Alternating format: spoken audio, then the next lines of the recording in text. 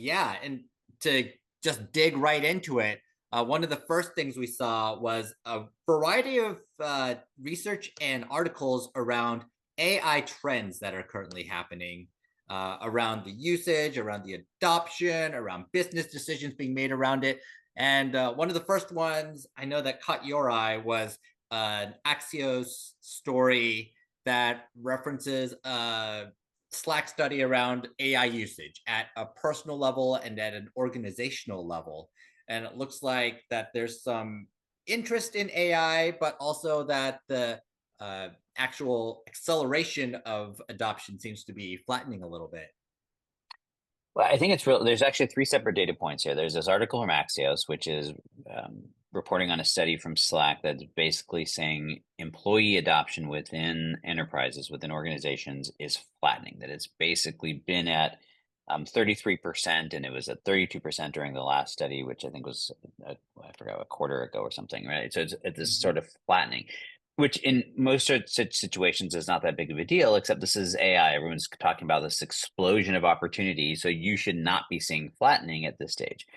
And then VentureBeat quoted on a study by the Wharton School of, they've started a new thing. I think it's AI at Wharton or something. But it's Wharton School of Business's AI lab or something. And they did a study where they're seeing almost the exact opposite. Now, what's interesting is this appears to be talking to enterprise or organizational leadership. And here they're saying that there's a massive, like a doubling of usage at a business leader level, that organizations are increasing their spending by more than double, that there's these massive investments all happening. And so you sort of see this dichotomy between the fact that you have the leadership just diving into this, and then the rank and file, the users, the people who are supposed to be using this technology, that it's sort of flattening and there's trepidation and fear. And then the last little data point is Salesforce, which of course made all kinds of news with the release of Agent Force, has hired 1,000 people, 1,000, or is hiring, I guess, 1,000 people, salespeople, to go sell all of this agentic AI technology to all these companies that now have all this budget allocated to it. So you sort of have these like mixed signals about where this is all going. And of course, one commentator I read, tongue in cheek, snarkily said, "Well, wait a minute. This technology is supposed to replace employees, and they had to hire 1,000 employees to go sell it." So, so I don't know. What was your take on these sort of mixing data points? Yeah, one of the things I found most interesting is that the Slack study, which I would guess does a pretty good job of looking at end user activity based on what they do. They said a third of U.S. workers overall say that they're using AI at work, and then the Wharton study, the VentureBeat article, said that over 70% of business leaders are using AI at work. That is a massive divide between the people at the top and the people call it at the middle or at the bottom. And you're going to see these conflicts at work based on these differing perspectives and assumptions.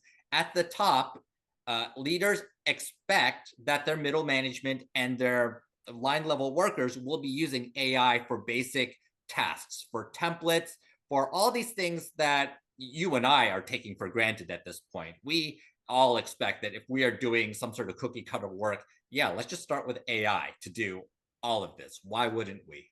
Whether it's summarizing articles or sending out rote emails that are describing corporate based policies. Yeah, we are going to start with AI with that 100% of the time. And that is not filtered down to the line level yet.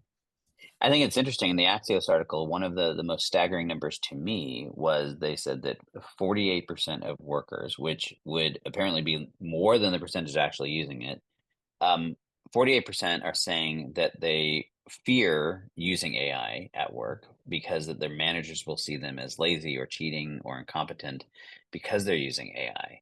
And that would imply, given that number is bigger than the number of actual usage, that that is why some people are in fact not using it.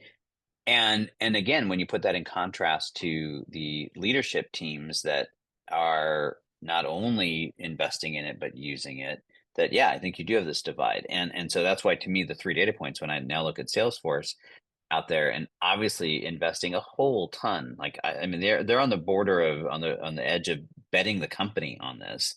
Yes. And having to put 1,000 people out to go sell it. And if it doesn't deliver those returns because the users are the employees are afraid to use it or don't know how to use it, we could just see this massive implosion. So I think it was just really sort of fascinating to see all these data points. And I don't think they're necessarily in conflict, but what it just shows is just how complex all of this is to sort out. And from my standpoint, I think that it goes back to something that we've talked about ad nauseum on this podcast, and that is that if you're an IT leader, part of the challenge is that this isn't all you're doing. So